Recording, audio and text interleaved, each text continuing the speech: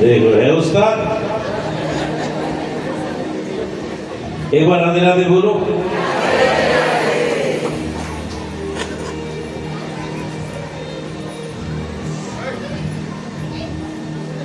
ऋषभ देव जी ने एक श्लोक में, ध्यान देना, एक श्लोक में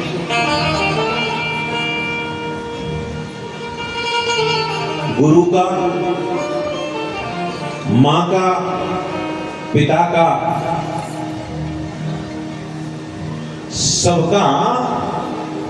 सबका कर्तव्य बताया एक श्लोक में।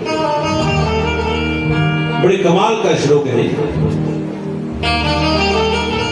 गुरु न सस्यात् सजनो न सस्यात् पिता न सस्यात् जननी न सस्यात्। ऋषभ देव जी कहते हैं वो गुरु गुरु नहीं है, वो मां मां नहीं है, वो पिता पिता नहीं है, जो अपनों की मृत्यु को मंगल में ना बना दे। बंधुओं,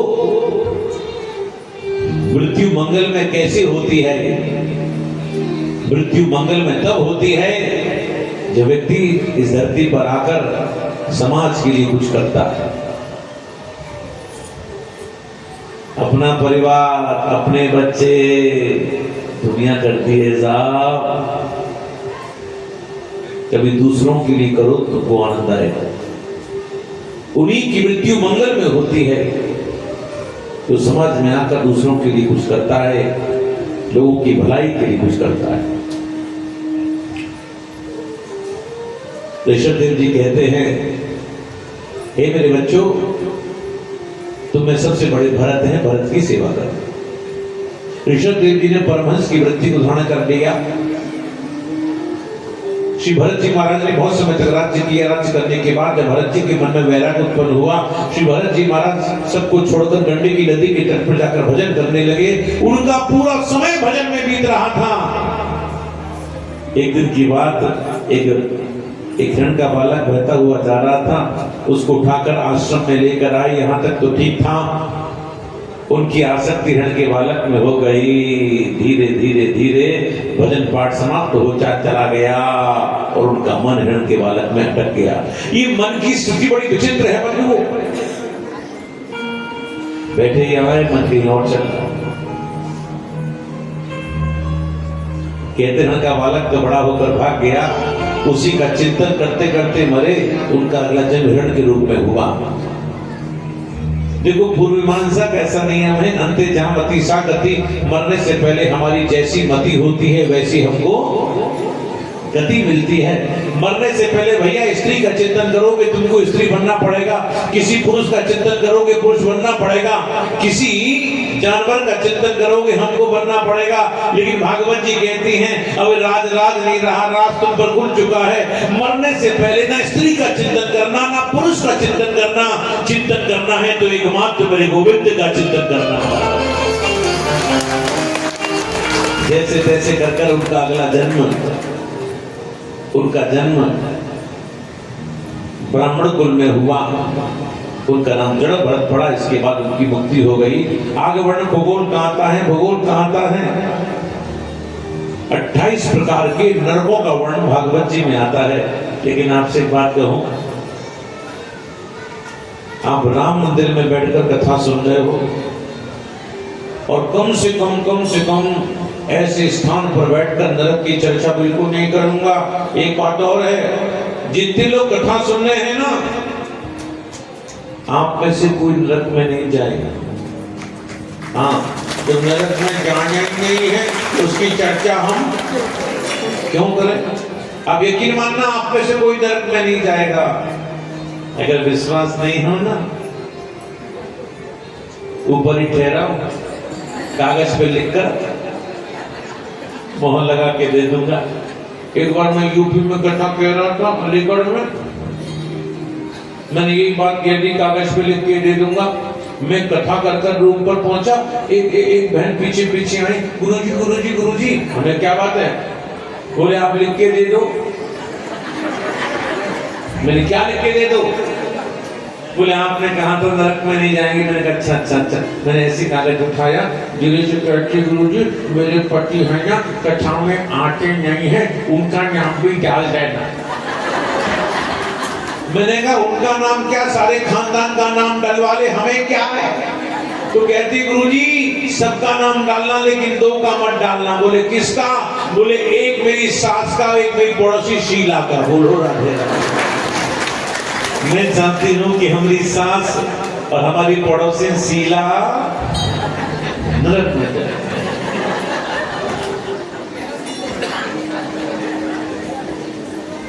परीक्षित ने पूछ किया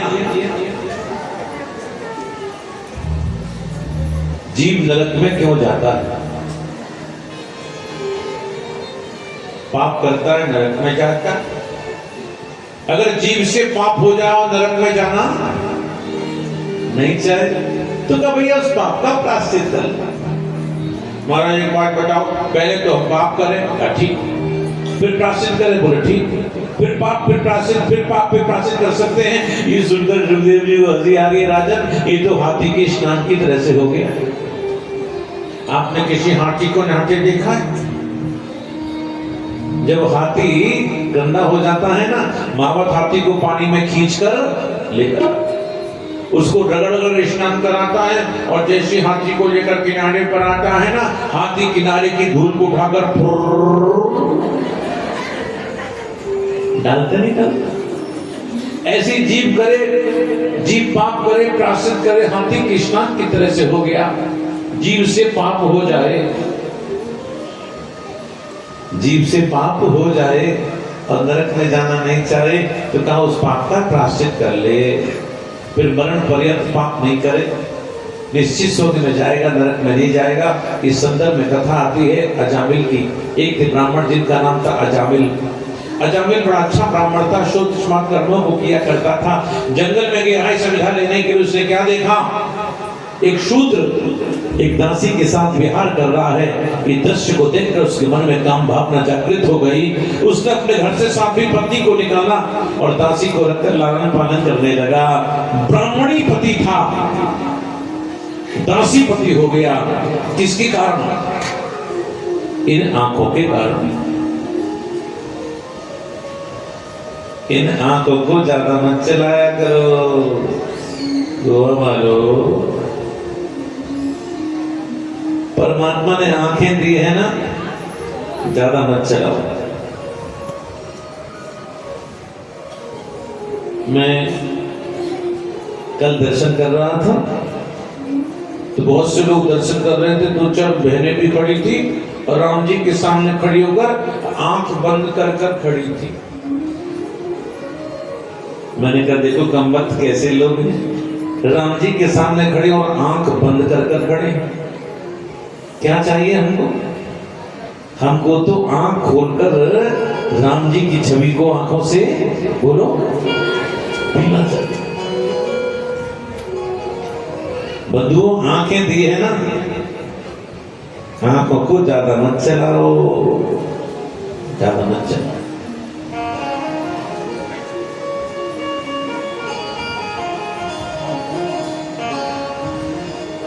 दासी पति था, ब्राह्मणी पति था, दासी पति हो गया इस आंखों के कारण। और दासी से कई पुत्र हुए। सबसे छोटे का नाम था नारायण। अब तो अपने छोटे बेटे से बहुत प्रेम करने लगा। उठते बैठते, अरे बेटा नारायण कहाँ हो, देखो तुम्हारे लिए क्या लेकर आए, ये खा लो वो खा लो।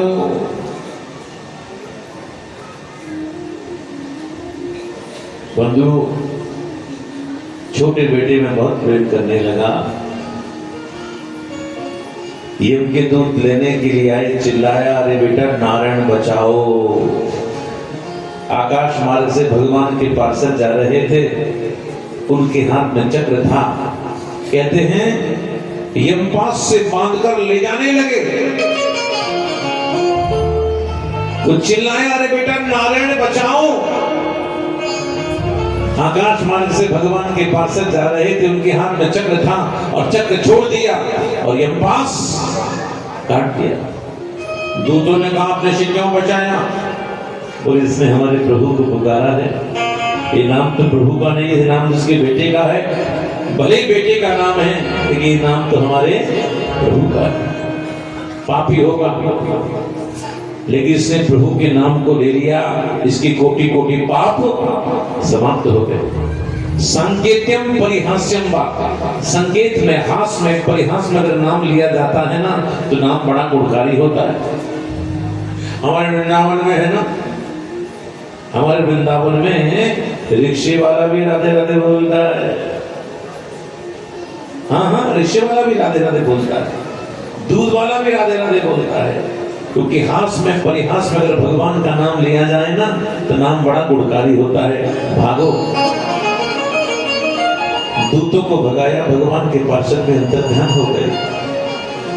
अजामिल सोच रहा है पुत्र की व्यास से प्रभु को पुकारा, अगर सच्चे दिल से प्रभु को पुकारता तो मेरी क्या दशा होती। और आज अजामिल सच्चे दिल से प्रभु के ध्यान में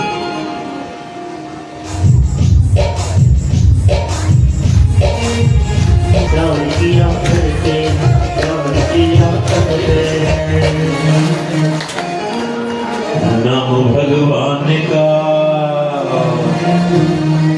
नाम भगवान का जो दिल से लिया करते हैं, बोलो भगवान का जो दिल से लिया करते हैं, उन्हीं भक्तों को प्रभु मार दिया।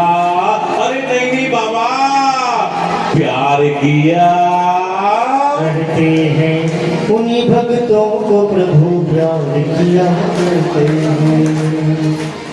कथा आगे बढ़ती है, बात नहीं करें।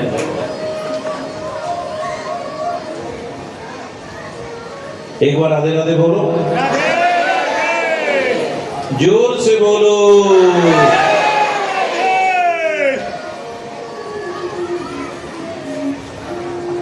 भगवान नरसिंह बन के आते हैं, हिरण्यकश्यपों का उद्धार करते हैं। कथा बड़ी विस्तार से आती है।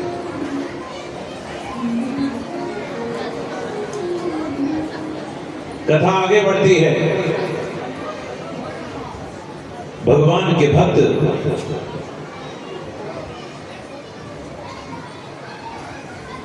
मेरा निवेदन है, बात नहीं करें।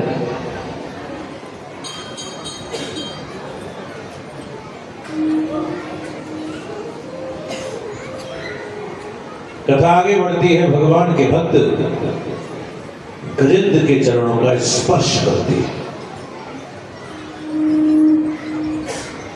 एक थे राजा इंद्रद्युम्न,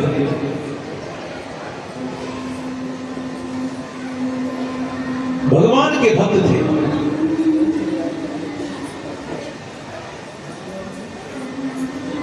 भगवान की भक्ति तो करते थे,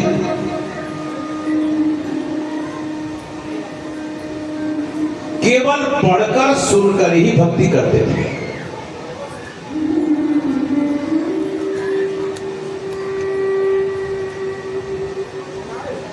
उन्होंने किसी वैष्णव से गुरु दीक्षा, गुरु मंत्र नहीं लिया था। उनकी जीवन की बड़ी भारी कमी थी, कमी थी।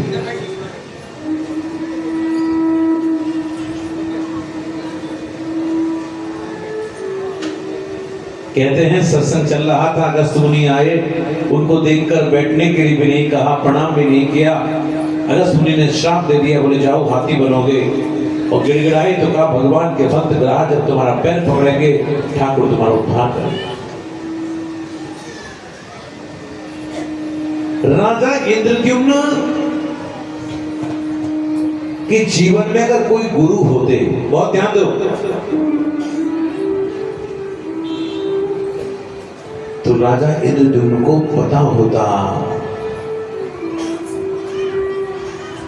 अगर कोई वैष्णव पधारे हैं तो उनका सम्मान होना चाहिए। गुरु दीक्षा लेते ही व्यक्ति के अंदर वैष्णवता आ जाती है। गुरु दीक्षा लेते ही व्यक्ति के अंदर संतों के प्रति भाव उत्पन्न हो जाता है। दीक्षा लेते ही व्यक्ति विनम्र हो जाता है, नम्र हो जाता है। इसलिए प्रत्येक व्यक्ति को गुरु दीक्षा, गुरु मंत्र लेना चाहिए।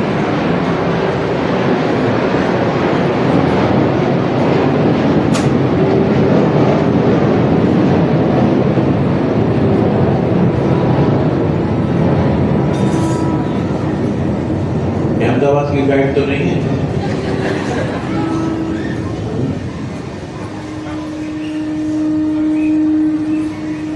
इसलिए प्रत्येक व्यक्ति के जीवन में गुरु होने चाहिए। हमारे ब्रज में जिनके गुरु नहीं होते ना, उनको निगुरा कहते हैं। निगुरा, उनके हाथ का पानी भी नहीं पीते हमारे यहां।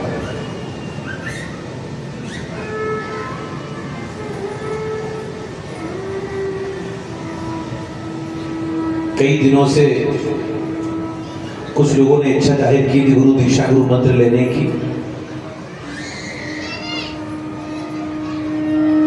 जिनको गुरु दीक्षा, गुरु मंत्र चाहिए और जिनको हमसे मिलना हो। किसी ने हमारे पंडित जी शिकायत की कि गुरु जी मिलते नहीं है। ऐसी बात नहीं है, मैं सबसे मिलता हूं। लेकिन तुम सुबह 6 बजे आकर बैठ जाओ तो संभव नहीं। जिनको हमसे मिलना हो 11 बजे से मिल सकते हैं, मैं ऊपर ही ठहरा हूं। और जिनको गुरु दीक्षा, गुरु मंत्र लेना हो वो भी चर्चा कर सकते हैं, दीक्षा ले सकते हैं। राजा इंद्रद्युम्न हाथी बने। कहते हैं ये राजा इंद्रद्युम्न जब हाथी बने, ये हाथी अपने पूरे परिवार को लेकर एक सरोवर में स्नान करने के लिए आया और हाथी ने सरोवर के जल को मथ दिया। सरोवर में रहने वाले जीव जंतु चिल्लाए, हाथी कब बाहर जाए, कब बाहर जाए, कब बाहर जाए। कहते हैं हाथी का पूरा परिवार स्नान कर निकल गया और जैसे हाथी स्नान कर निकल कर जाने वाला था, जल के एक प्राणी ने हाथी के पैर को पकड़ लिया। हाथी ने चेष्टा की, हाथी ने चेष्टा की छुड़ाने की।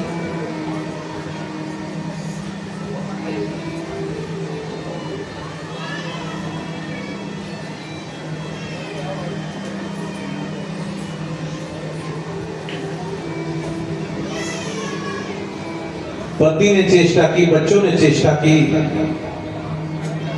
और जब वो थक गए तो हाथी स्वयं जूझ रहा है।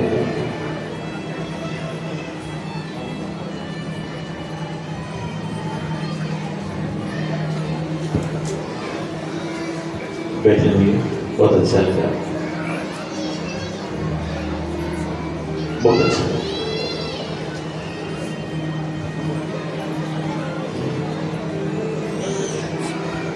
हमने पहले एमएलए देखे हैं जो बोल कर गए थे कि फिर आऊंगा।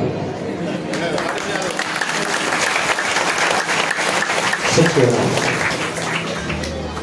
बहुत अच्छा, बहुत बहुत अभिनंदन, स्वागत है, बहुत अच्छा।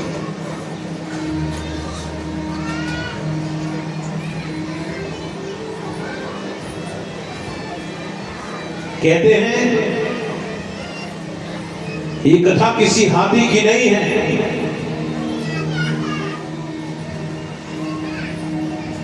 ये कथा तो तुम्हारी और हमारी है।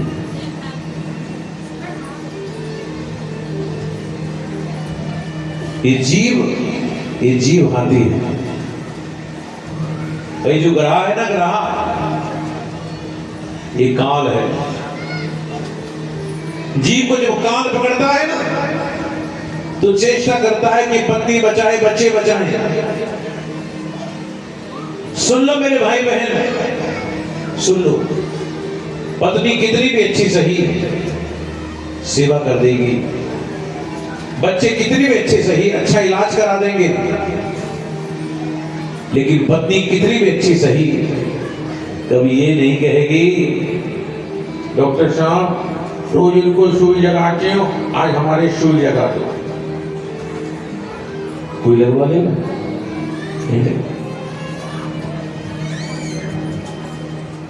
एक बात मैं हमेशा कहता हूं बंधुओं, बुरा मत मानना, वो लोग बड़े भाग्यशाली होते हैं जिनके घर वाले अच्छे होते हैं,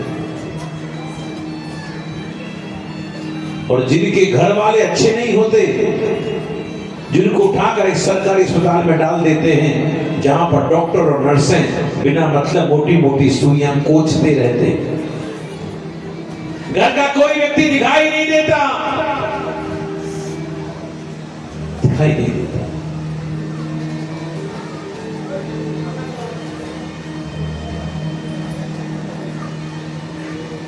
कल से टीवी पर खबर चल रही है, अभिनेता धर्मेंद्र बीमार हैं कि चले गए भगवान।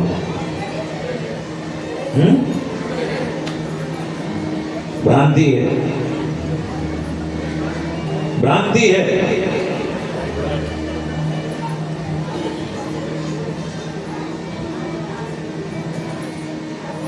उसकी लड़की ने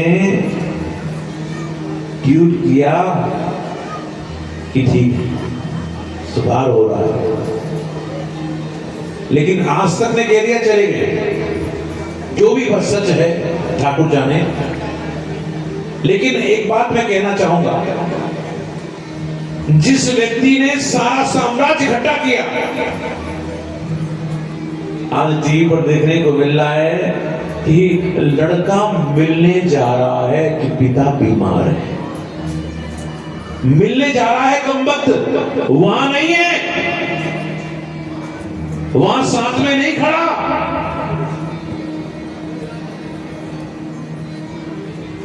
ये तो दुनिया है, मिलने जा रहा है। जिस बाप ने खड़ा किया, और आज बंधुओं यही कथा गजेंद्र की कथा है, आपकी हमारी कथा है। अंतिम समय स्वयं जूझ रहे हैं व्यक्ति, स्वयं जूझ रहे हैं, स्वयं जूझ रहे हैं।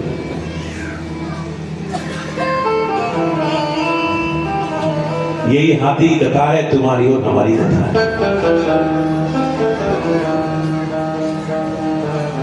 गजेंद्र ने पूर्व जन्म में जिस स्तोत्र का पाठ करता था, जिसको भागवत में गजेंद्र मोक्ष कहते हैं,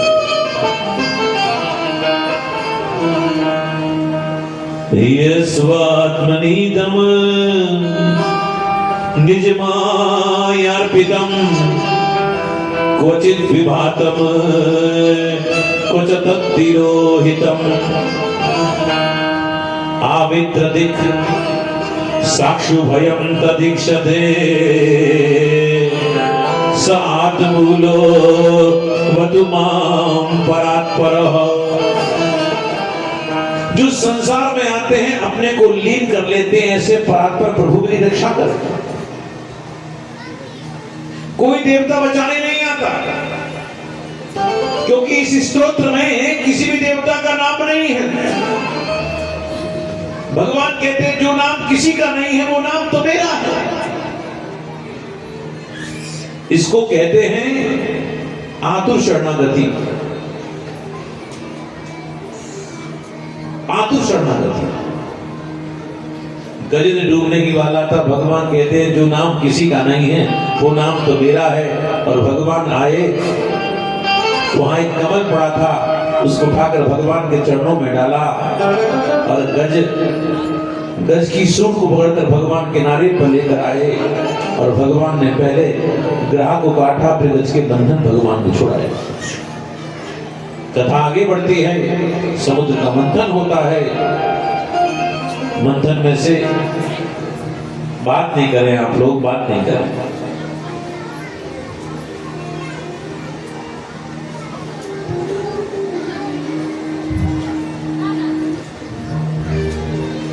एक बार राधे राधे बोलो।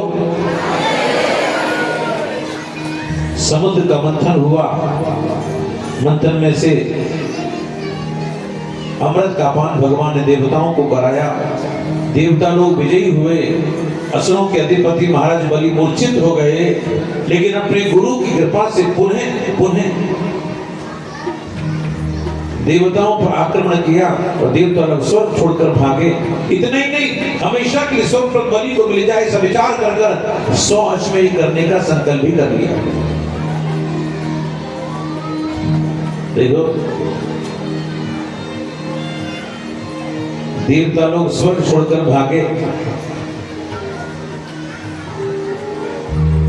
देवताओं की मां मैया अदिति,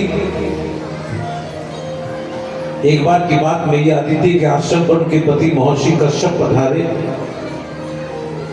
कश्यप ने कहा, दीदी क्या बात है, कोई रौनक नहीं है?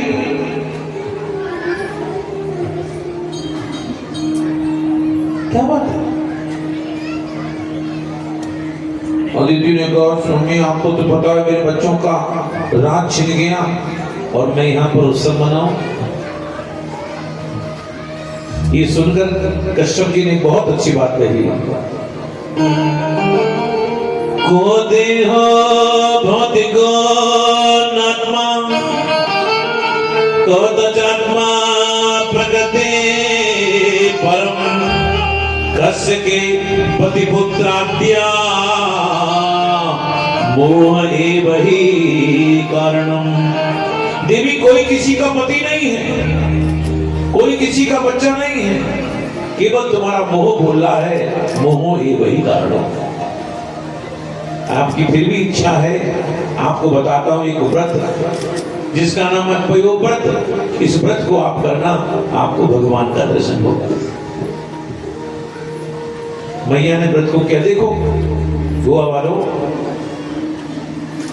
मैं इतनी गारंटी तो नहीं लेता कि इस व्रत को करने पर पुत्र ही होगा, इतनी गारंटी जरूर लेता हूं उस व्रत को करने पर संतान की प्राप्ति जरूर होगी।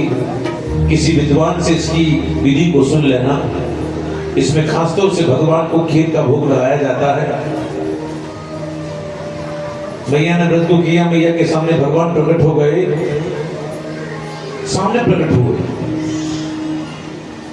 मैया ने स्तुति की, भगवान ने कहा, मैया जी इस समय असुरों के ऊपर गुरु की शक्ति, गुरु का बल है, मेरी सामर्थ्य नहीं है कि मैं कुछ छीन के दे सकूं।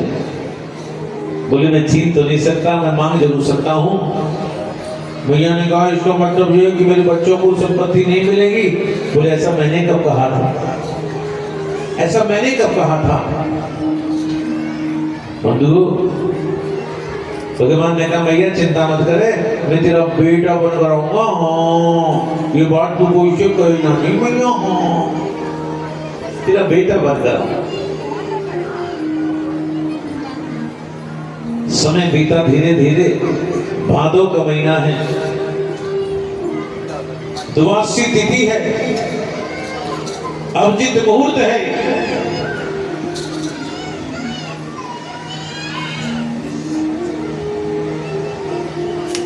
सुंदर मुहूर्त में भगवान नारायण जो हैं वो वामन के रूप में प्रकट हो गए। बोले, वामन भगवान की।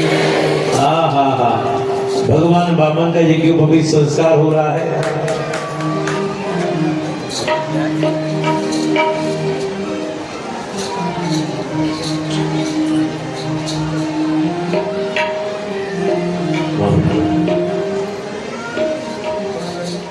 भगवान का वामन का यज्ञोपवीत संस्कार हो रहा है। किसी ने छत्ता दिया, किसी ने कमंडल दिया।